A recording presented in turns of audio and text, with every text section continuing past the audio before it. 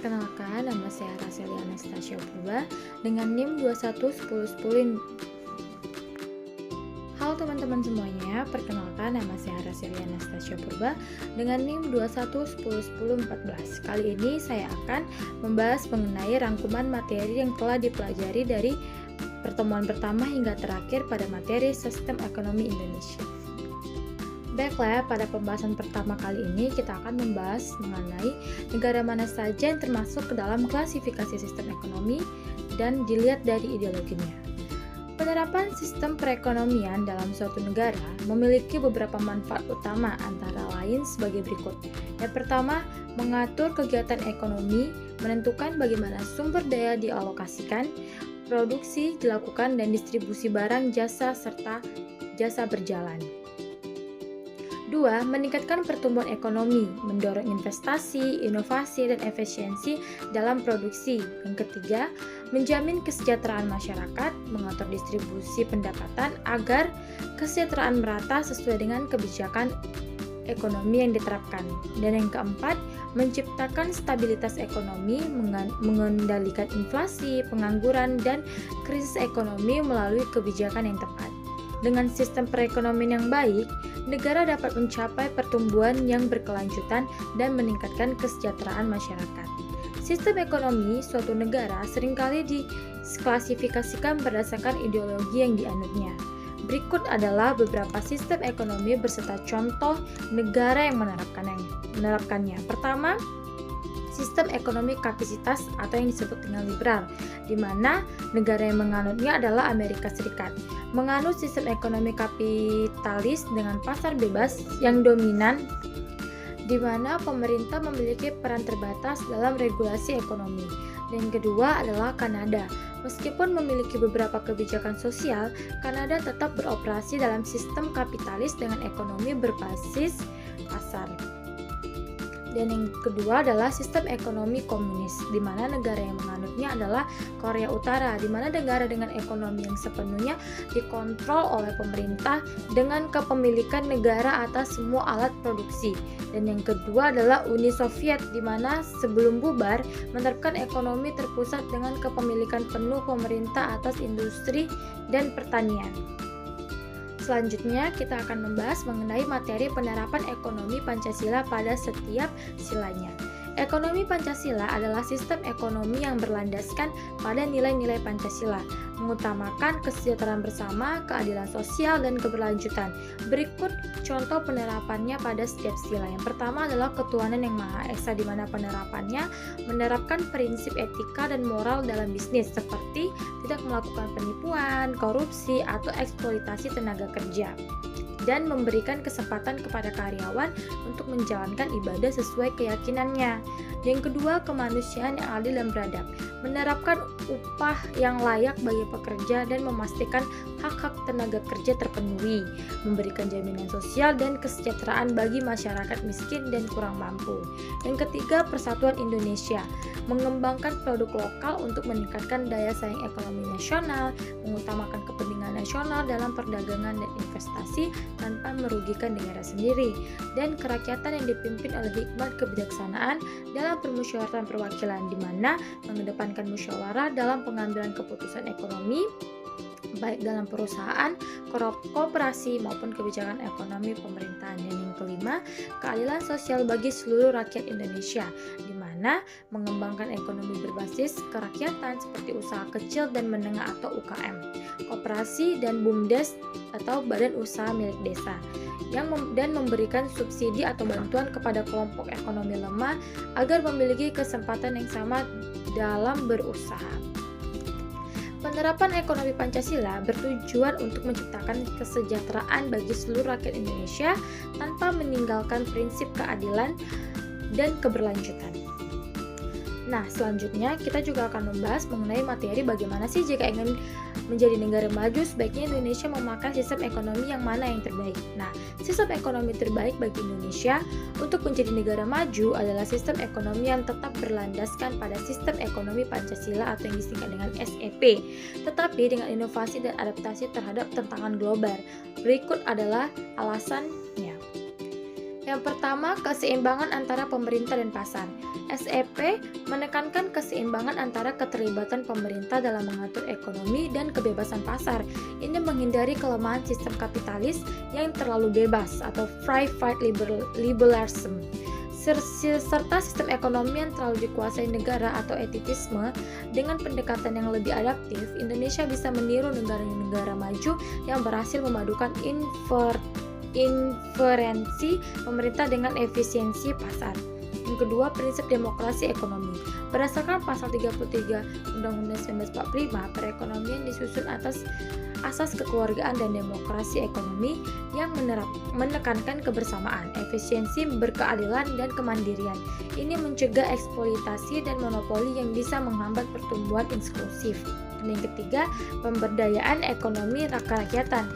SEP menempatkan kooperasi sebagai sokoguru ekonomi. Dalam konteks negara maju, koperasi dan UKM harus tetap menjadi tulang punggung ekonomi dengan ditingkatkan melalui digitalisasi, akses keuangan, dan integrasi ke dalam rantai nilai global.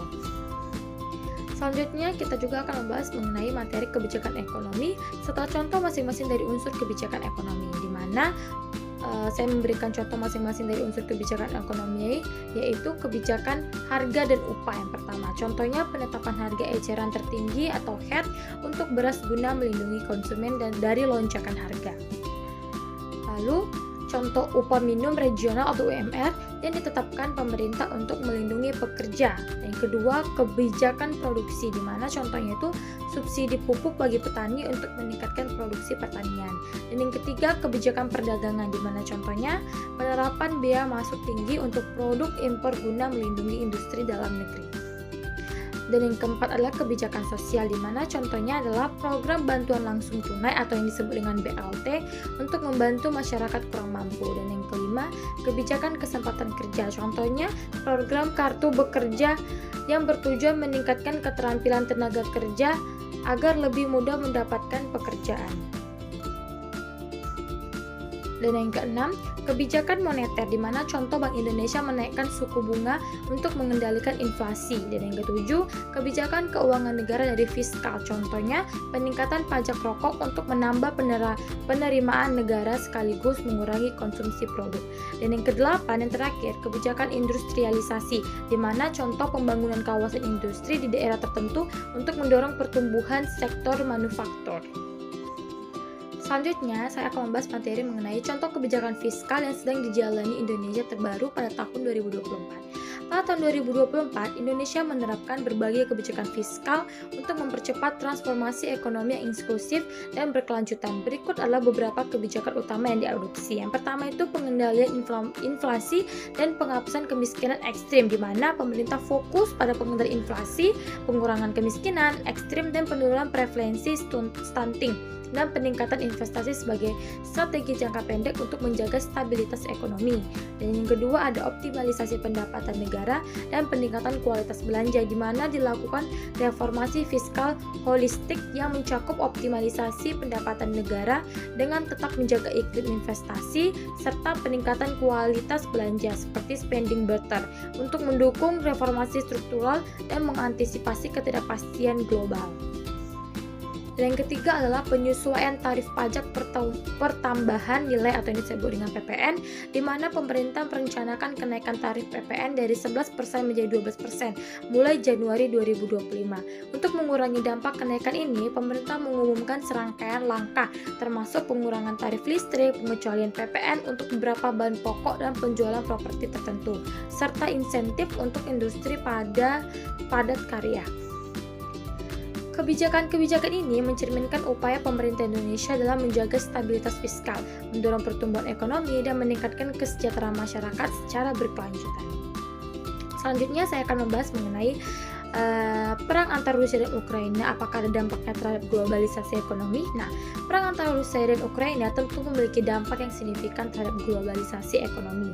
Berikut adalah beberapa poin mengenai dampaknya, antara lain sebagai berikut. Yang pertama, gangguan rantai pasok global, di mana perang ini mengganggu alur distribusi barang, terutama komoditas penting seperti gandum, gas alam, dan minyak. Rusia dan Ukraina adalah pengekspor utama produk-produk tersebut dan konflik menyebabkan kelangkaan serta naiknya harga di pasar global. Yang kedua ada inflasi global di mana harga energi dan pangan melonjak tajam sejak awal konflik. Hal ini memicu inflasi di berbagai negara, terutama negara berkembang yang sangat tergantung pada impor. Dan yang ketiga, investasi dan ketidakpastian, di mana perang menciptakan ketidakpastian geopolitik yang tinggi, menghambat investasi asing langsung atau FDI dan membuat investor lebih berhati-hati. Banyak perusahaan multinasional menarik diri dari Rusia dan mempengaruhi strategi globalisasi perusahaan. Maka dari itu, konflik Rusia dan Ukraina jelas berdampak terhadap globalisasi ekonomi. Ia menguji ketahanan sistem global yang saling terhubung dan memperlihatkan bagaimana konflik geopolitik dapat memicu perubahan besar dalam arah strategi ekonomi dunia. Selanjutnya, saya juga di sini akan membahas mengenai perkembangan BUMN 15 tahun yang lalu dengan sekarang itu seperti apa, di mana perkembangan BUMN dalam kurun waktu 15 tahun terakhir dulu fokus utama BUMN lebih banyak pada pelayanan publik dan menjaga stabilitas ekonomi nasional, bukan semata-mata mencari keuntungan. Struktur dan jenis BUMN masih didominasi oleh bentuk perjan atau perusahaan jawatan, di mana perusahaan umum dan persero perjan kala itu masih cukup banyak, khususnya rumah sakit dan transportasi seperti PJKA. Kepemimpinan penuh oleh negara, hampir semua BUMN sepenuhnya dimiliki oleh pemerintah dengan peran kuat sebagai pemegang kekuasaan dan pengambilan keputusan. Efisiensi dan daya saing masih menjadi tantangan besar. Banyak BUMN yang mengalami masalah manajemen, birokrasi panjang, dan kinerja keuangan yang kurang optimal. Dan yang sekarang ini, tahun 2020-an, transformasi besar-besaran BUMN telah dilakukan, terutama melalui program rekonstruksi dan pembentukan holding oleh Kementerian BUMN. Contohnya dibentuknya holding BUMN sektor pertambangan atau MinID, perbankan, dan pangan. Privatisasi dan go publik, banyak BUMN yang sering sahamnya dijual sebagian ke publik seperti Telkom, BNI, Mandiri, dan lain sebagainya, menjadikan mereka lebih transparan dan komprehensif secara korporat. Orientasi profit dan efisiensi meningkatkan. Meskipun tetap ada BUMN yang fokus pada pelayanan publik, namun banyak yang dituntut beroperasi layaknya korporasi swasta, mengejar keuntungan dan efisien.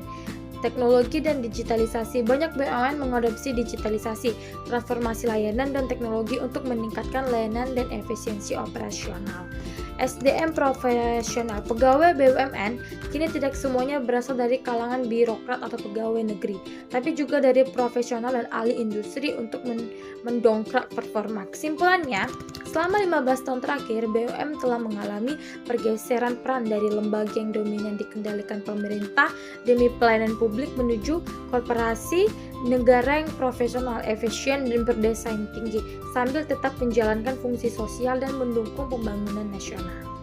Dan selanjutnya saya akan membahas materi mengenai BUMN yang terbesar di Indonesia didominasi oleh bank. Bank mendominasi BUMN terbesar di Indonesia karena memiliki peran strategis dalam perekonomian.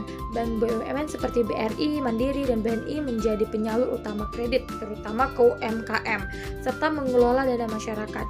Dengan jaringan yang luas, volume transaksi yang tinggi, dan kepercayaan publik membuat bank meraih laba besar setiap tahun. Selain itu, pemerintah juga sering menggunakan bank BUMN untuk menyalurkan program-program strategis seperti kredit usaha rakyat atau KUR dan bantuan sosial.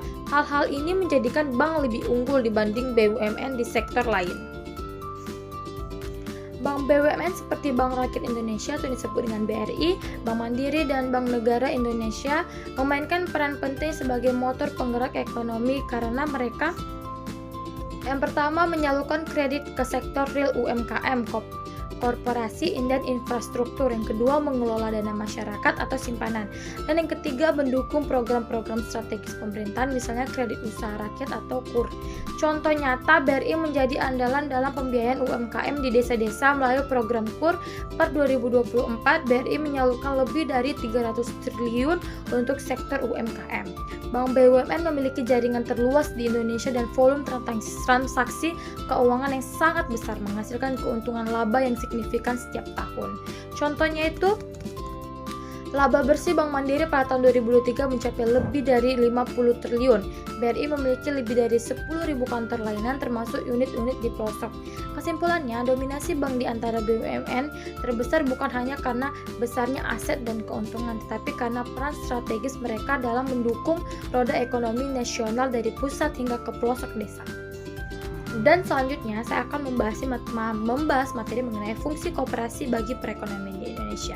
Fungsi koperasi bagi perekonomian di Indonesia berdasarkan Undang-Undang Nomor 25 Tahun 1992, pasal yang 4 yang tercantum dalam ini adalah: pertama, mengembangkan potensi dan kemampuan ekonomi anggota dan masyarakat. Koperasi membantu meningkatkan kesejahteraan ekonomi para anggotanya dan masyarakat luas melalui kegiatan usaha bersama. Yang kedua, berupaya mempertinggi kualitas kehidupan manusia, di mana koperasi tidak hanya berfokus pada aspek ekonomi. Koperasi tidak hanya berfokus pada aspek ekonomi, tetapi juga pada peningkatan kualitas hidup anggotanya melalui pendidikan dan pelatihan. Dan yang ketiga, memperkokoh perekonomian rakyat. Sebagai gerakan ekonomi rakyat, koperasi mendukung perekonomian dari bawah yang berbasis pada kekeluargaan dan kebersamaan. Dan yang keempat, mengembangkan perekonomian nasional. Koperasi berperan sebagai salah satu pilar dalam membangun ekonomi nasional yang adil dan berkelanjutan. Dan kelima, mengembangkan kreativitas dan jiwa berorganisasi bagi pelajar bangsa. Koperasi juga menjadi sarana pendidikan dan pembelajaran organisasi terutama bagi generasi muda. Secara keseluruhan, koperasi berfungsi sebagai alat pemberdayaan ekonomi rakyat yang demokratis, adil, dan berlandaskan nilai-nilai kebersamaan. Selanjutnya kita akan membahas berkaitan dengan kemajuan koperasi di Indonesia. Sejarah perkembangan koperasi di Indonesia. Awal mula koperasi. Gagasan koperasi berasal dari Robert Owen. Di Indonesia, koperasi diperkenalkan oleh Pati R. Arya Wirya Atmaja pada tahun 1996 untuk membantu pegawai negeri dari jeratan rentenir dengan mendirikan kredit koperasi kredit. Perkembangan awal, masyarakat Indonesia memiliki budaya gotong royong mendukung pertumbuhan koperasi. Pemerintah Hindia Belanda menerbitkan beberapa peraturan. Peraturan itu adalah Peraturan Nomor 43 Tahun 1915, Peraturan Nomor 91 Tahun 1927 khusus untuk Bumi Putra, dan Peraturan Nomor 21 Tahun 1933 untuk golongan hukum barat.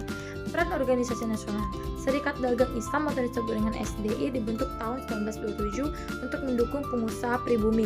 Partai Nasional Indonesia tahun 1929 turut menyebarkan semangat koperasi. Organisasi Pergerakan Nasional turut mendukung nilai-nilai koperasi. Masa pendukung Jepang mendirikan koperasi atau yang disebut dengan kumiai tetap hanya dimanfaatkan untuk kepentingan Jepang dan menyengsarakan rakyat. 5. Pasca kemerdekaan, Kongres Koperasi 1 diadakan pada 12 Juli 1947 di Tasikmalaya.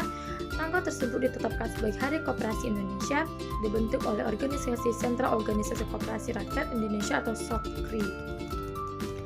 Peran Muhatta atau Bapak Koperasi mengusulkan 3 jenis koperasi: koperasi konsumsi untuk buruh dan pegawai, koperasi produksi untuk petani, peternak, dan nelayan, dan koperasi kredit untuk pedagang kecil dan pengusaha kecil. Menyatakan tujuan utama koperasi adalah memenuhi kebutuhan anggota, bukan mencari keuntungan. Dan yang terakhir adalah penerapan aircraft yang ada di lingkungan sekitar kita. Yang pertama itu adalah inovasi kuliner lokal Tom Yam Gonggong, di mana Dinas Kebudayaan dan Pariwisata Kota Batam mendorong pelaku usaha kuliner untuk berinovasi dengan mengelola bahan lokal menjadi menu baru. Contohnya, gonggong kerang khas Batam yang biasanya disajikan dengan sambal kini diolah menjadi hidangan seperti Tom Yam Gonggong. Inovasi ini ditampilkan dalam acara Bazar World Food yang rutin digelar selama Ramadan di dataran Dang Anom. Dan yang kedua, UPT Ekonomi Kreatif, fasilitas pendukung industri kreatif, di mana unit pelaksanaan teknis UPT Ekonomi Kreatif yang dibangun di kawasan Gurindam 12 Tanjung Pinang menyediakan fasilitas seperti galeri seni, area pentas, food court, dan ruang display produk UMKM. UPT ini dirancang untuk mendukung 17 subsektor aircraft termasuk musik, film, kuliner, dan kriya. Kesimpulannya, penerapan ekonomi kreatif di Tanjung Pinang mencakup beberapa sektor mulai dari kerajinan tangan, kuliner, hingga di Jalan Berketing. Kolaborasi antara pemerintah swasta dan masyarakat menjadi kunci dalam mengembangkan potensi lokal dan meningkatkan kesejahteraan masyarakat. Baiklah teman-teman, sekian penyampaian materi dari saya pada ujian akhir semester ini. Saya ucapkan terima kasih. Bye-bye.